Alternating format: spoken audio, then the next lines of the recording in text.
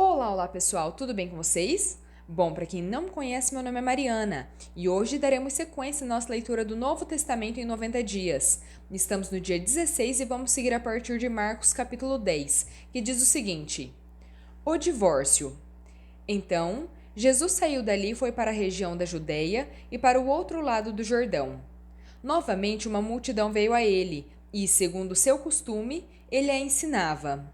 Alguns fariseus aproximaram-se dele para pô-lo à prova, perguntando: É permitido ao homem divorciar-se da sua mulher? O que Moisés ordenou a vocês? Perguntou Jesus. Eles disseram: Moisés permitiu escrever uma certidão de divórcio e mandá-la embora. Jesus respondeu: Moisés escreveu essa lei por causa da dureza do coração de vocês, mas, no princípio da criação, Deus os fez homem e mulher. Por essa razão, o homem deixará pai e mãe, se unirá à sua mulher, e os dois se tornarão uma só carne. Assim eles já não são dois, mas sim uma só carne. Portanto, ninguém separe o que Deus uniu. Quando estava em casa novamente, os discípulos interrogaram Jesus sobre o mesmo assunto. Ele respondeu: Aquele que se divorciar da sua mulher e se casar com outra mulher, comete adultério contra ela. E, se ela se divorciar do marido e se casar com outro homem, comete adultério. Jesus e as crianças. Alguns traziam crianças para que Jesus lhes impusesse as mãos, mas os discípulos os repreendiam. Quando Jesus viu isso, ficou indignado e lhes disse: Deixem vir a minhas crianças e não as impeçam, pois o reino de Deus pertence aos que são semelhantes a elas. Em verdade lhes digo que quem não receber o reino de Deus como uma criança, nunca entrará nele. Em seguida, tomou as crianças nos braços, impôs-lhes as mãos e as abençoou. O jovem rico. Quando Jesus ia saindo, um homem correu em sua direção, pôs-se de joelhos diante dele e lhe perguntou: Bom mestre, que farei para herdar a vida eterna? Por que você me chama bom? Jesus respondeu: Ninguém é bom, exceto um, que é Deus. Você conhece os mandamentos? Não assassine, não adultere, não furte, não dê falso testemunho, não engane ninguém, honre o seu pai e a sua mãe. Então o homem respondeu: Mestre, a tudo isso tenho obedecido desde a minha adolescência. Jesus olhou para ele com amor e disse: Falta uma coisa a você. Vá, venda tudo o que possui e dê o dinheiro aos pobres, e você terá um tesouro no céu. Depois venha e siga-me. Diante disso, ele ficou abatido e afastou-se triste, porque tinha muitas riquezas. Jesus olhou ao redor e disse aos seus discípulos: Como é difícil aos ricos entrar no reino de Deus. Os discípulos ficaram admirados com essas palavras, mas Jesus repetiu: Filhos, como é difícil entrar no reino de Deus. É mais fácil um camelo passar pelo fundo de uma agulha do que um rico entrar no reino de Deus. Os discípulos ficaram perplexos e perguntavam uns aos outros: Então, quem pode ser salvo? Jesus olhou para eles e respondeu: Para o homem é impossível, mas não para Deus. Todas as coisas são possíveis para Deus. Então Pedro começou a dizer-lhe: Nós deixamos tudo para seguir-te. Jesus respondeu: Em verdade lhes digo que ninguém que tenha deixado casa, irmãos, irmãs, mãe, pai, filhos ou campos, por causa de mim e pelo Evangelho, deixará de receber 100 vezes mais, já no tempo presente, casa, irmãos, irmãs, mães, filhos e campos, com perseguições, e na era futura a vida eterna. Contudo, muitos primeiros serão últimos, e os últimos serão primeiros. Jesus prediz novamente a sua morte e a sua ressurreição. Eles estavam subindo para Jerusalém e Jesus ia à frente. Os discípulos estavam admirados, enquanto os que o seguiam estavam com medo. Novamente, ele chamou à parte os 12 e lhes disse o que haveria de lhe acontecer. Eis que estamos subindo para Jerusalém, e o Filho do Homem será entregue aos chefes dos sacerdotes e aos mestres da lei. Eles o condenarão à morte e o entregarão aos gentios, que zombarão dele, cuspirão nele, o açoitarão e o matarão. 3 dias depois, porém, ele ressuscitará. O pedido de Tiago e João. Nisso, Tiago e João, filhos de Zebedeu, aproximaram-se dele e disseram: Mestre, queremos que nos faça o que vamos pedir. O que vocês querem que eu faça? Perguntou. Eles responderam: Permite-nos que, na tua glória, nos sentemos um à tua direita e o outro à tua esquerda. Jesus lhes disse: Vocês não sabem o que estão pedindo. Acaso podem beber o cálice que eu bebo ou ser batizados com o batismo que eu sou batizado? Podemos, responderam. Jesus lhes disse: Vocês beberão o cálice que eu bebo e serão batizados com o batismo com que sou batizado. Mas o sentar-se à minha direita ou à minha esquerda não cabe a mim conceder. Esses lugares pertencem àqueles para quem foram preparados. Quando os outros 10 ouviram isso, ficaram indignados com Tiago e João. Jesus os chamou e disse: Vocês sabem que aqueles que são considerados governantes das nações as dominam, e as pessoas importantes exercem autoridade sobre elas. Não será assim entre vocês. Ao contrário, quem quiser tornar-se importante entre vocês deverá ser servo, e quem quiser ser o primeiro deverá ser servo de todos. Pois nem mesmo o Filho do Homem veio para ser servido, mas para servir e dar a sua vida em resgate por muitos. O cego Bartimeu recupera a visão. Então chegaram a Jericó.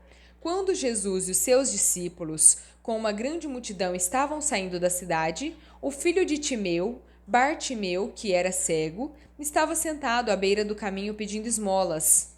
Ao ouvir que era Jesus de Nazaré, começou a gritar: Jesus, filho de Davi, tem misericórdia de mim. Muitos o repreendiam para que se calasse, mas ele gritava ainda mais: Filho de Davi, tem misericórdia de mim. Jesus parou e disse: Chamem-no. Então chamaram o cego. Tenha coragem, levante-se, ele está chamando você. Lançando a capa para o lado, com um pulo, pôs-se de pé e dirigiu-se a Jesus. O que você quer que eu faça? Perguntou-lhe Jesus. O cego respondeu: Rabone, eu quero ver. Vá, disse Jesus, a sua fé o curou. Imediatamente, ele recuperou a visão e seguiu Jesus pelo caminho. Marcos capítulo 11. A entrada triunfal. Quando se aproximaram de Jerusalém e chegaram a Betfagé e Betânia, junto ao Monte das Oliveiras, Jesus enviou 2 dos seus discípulos, dizendo-lhes: Vão ao povoado que está diante de vocês. Ao entrarem, encontrarão um jumentinho amarrado, no qual ninguém jamais montou. Desamarrem-no e tragam aqui. Se alguém lhes perguntar: Por que vocês estão fazendo isso?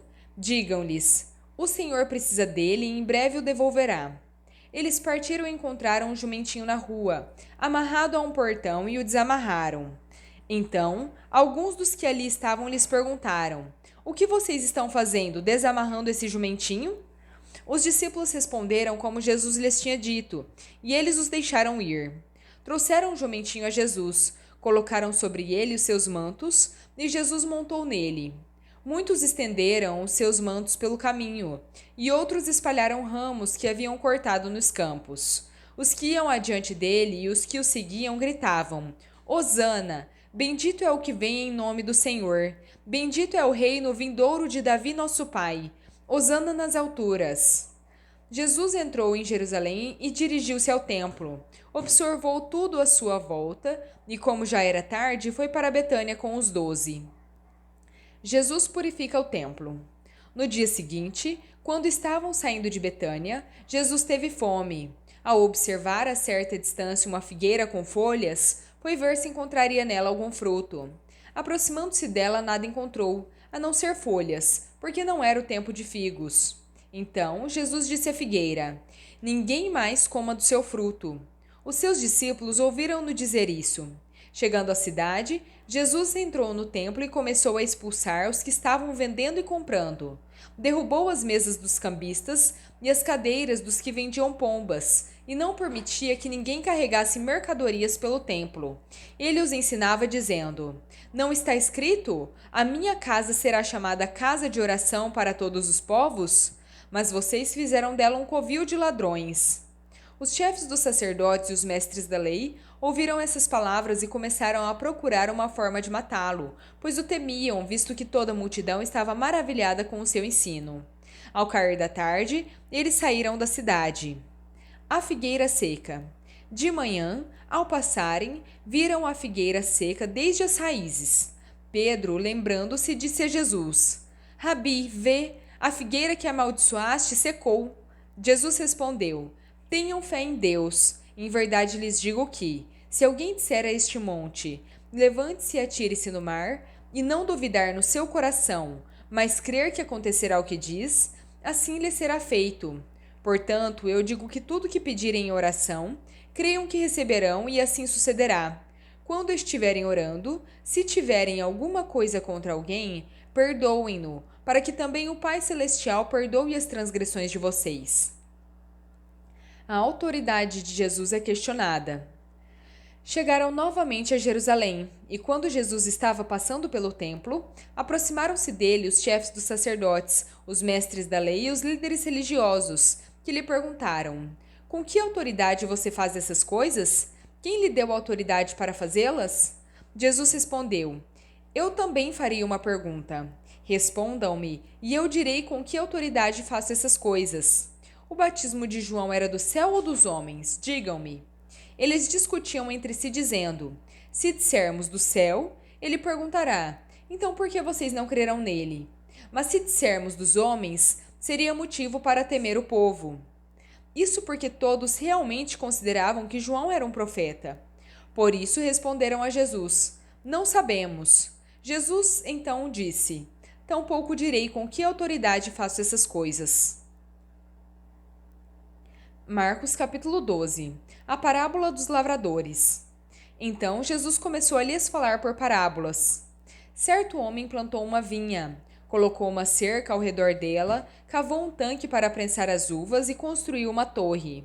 Depois arrendou a vinha a alguns lavradores e foi fazer uma viagem. Na época da colheita, enviou um servo aos lavradores para receber deles parte do fruto da vinha. Eles, porém, o agarraram, o espancaram e o mandaram embora de mãos vazias. Então enviou-lhes outro servo, mas lhe bateram na cabeça e o humilharam. Ele enviou ainda outro, o qual mataram. Enviou muitos outros, em alguns bateram e a outros mataram. Faltava-lhe ainda um para enviar, o seu filho amado. Por fim enviou-o, dizendo: Eles respeitarão meu filho. Os lavradores, porém, disseram uns aos outros: Este é o herdeiro. Venham, vamos matá-lo e a herança será nossa. Assim, eles o agarraram, o mataram e o lançaram fora da vinha. O que fará então o dono da vinha? Virá, matará aqueles lavradores e dará a vinha a outros. Vocês nunca leram esta passagem das Escrituras? A pedra que os construtores rejeitaram tornou-se a pedra angular. Isso vem do Senhor e é algo maravilhoso para nós. Então, procuraram um meio de prendê-lo, pois perceberam que era contra eles que havia contado aquela parábola. No entanto, tinham medo da multidão, por isso deixaram e foram embora. O pagamento de imposto a César. Mais tarde, enviaram a Jesus alguns dos fariseus e dos herodianos para o apanharem em alguma coisa que ele dissesse. Estes se aproximaram dele e disseram: Mestre, sabemos que és íntegro e que não te deixas influenciar por ninguém, porque não te prendes à aparência dos homens, mas ensinas o caminho de Deus conforme a verdade. É certo pagar imposto a César ou não? Devemos pagar ou não? Jesus, porém, conhecendo a hipocrisia deles, perguntou: Por que vocês estão me pondo à prova? Tragam-me um denário para que eu o veja. Eles lhe trouxeram a moeda, e ele lhes perguntou: De quem é esta imagem e esta inscrição? De César, responderam. Então Jesus lhes disse: Deem a César o que é de César, e a Deus o que é de Deus. E ficaram admirados com ele. A ressurreição e o casamento. Depois, os saduceus, que dizem não haver ressurreição, aproximaram-se dele com a seguinte questão: Mestre, Moisés nos deixou escrito que, se um homem morrer e deixar mulher, mas não deixar filhos, o irmão desse homem deverá se casar com a viúva e gerar descendência para o seu irmão.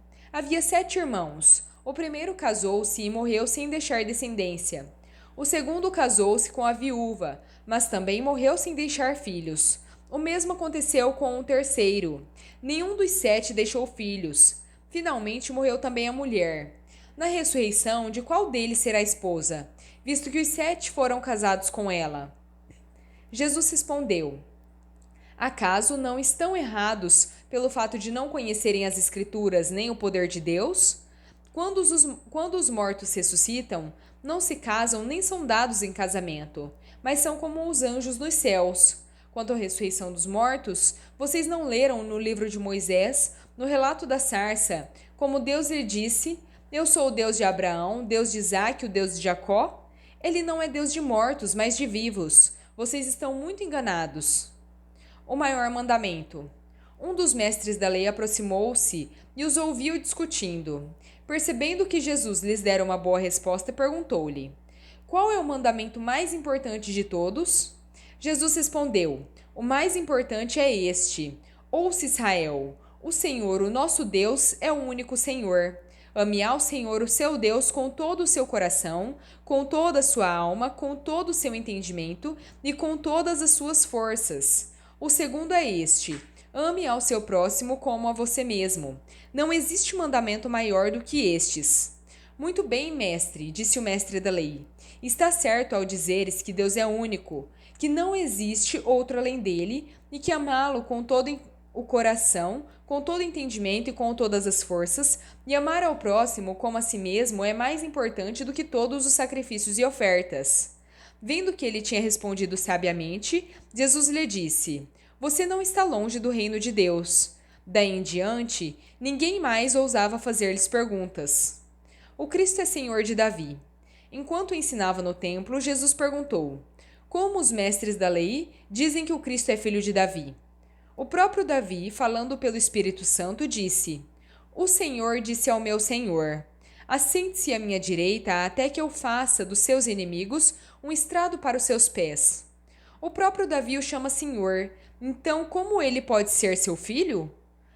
A grande multidão o ouvia com prazer. Ao ensinar, Jesus dizia: Cuidado com os mestres da lei. Eles gostam de andar com roupas especiais, das saudações nas praças, dos assentos mais importantes nas sinagogas e dos lugares de honras nos banquetes. Devoram a casa das viúvas e, para disfarçar, fazem longas orações. Esses homens serão punidos com maior rigor. A oferta da viúva. Jesus sentou-se em frente do lugar onde eram colocadas as contribuições e observava a multidão colocando dinheiro na caixa de ofertas. Muitos ricos lançavam ali grandes quantias. Então uma viúva pobre chegou e colocou 2 pequeninas moedas de cobre, de muito pouco valor. Chamando a si os seus discípulos, Jesus disse a eles: Em verdade lhes digo que esta viúva pobre colocou na caixa de ofertas mais do que todos os outros.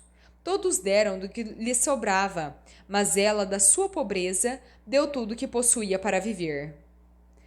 Bom, pessoal, terminamos por aqui a nossa leitura. Espero que tenham gostado. Se gostaram, deixem o seu like, compartilhem esse vídeo e se inscrevam no canal se ainda não são inscritos. Muito obrigada, fiquem com Deus e até a próxima.